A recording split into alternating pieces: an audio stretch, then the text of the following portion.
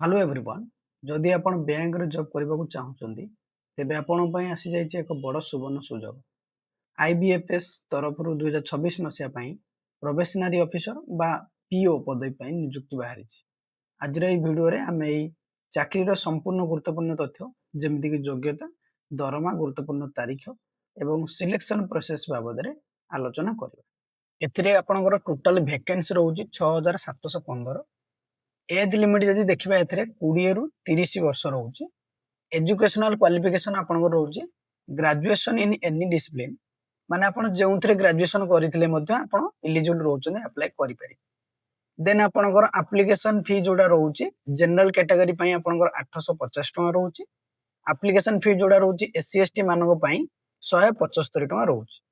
Then आपनकर selection procedure हेगला selection procedure रे आपनकर प्रथमे प्रीलिम्स एग्जाम होबो देन सेकंड रे मेन एग्जाम रहउची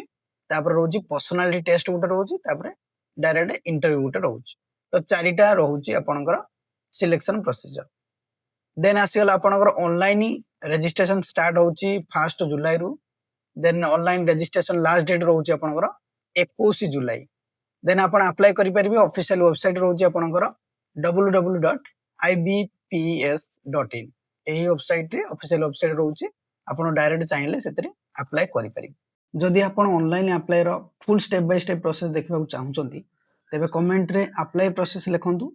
मु खूब शीघ्र संपूर्ण अप्लाई प्रोसेस ऊपर एक अलग वीडियो बनै आसी जदि एही वीडियो टी आपनको भलो लागि थाए तेबे लाइक शेयर करंतु प्रतिदिन नुवा जॉब अपडेट पई हम चैनल को सब्सक्राइब करंतु।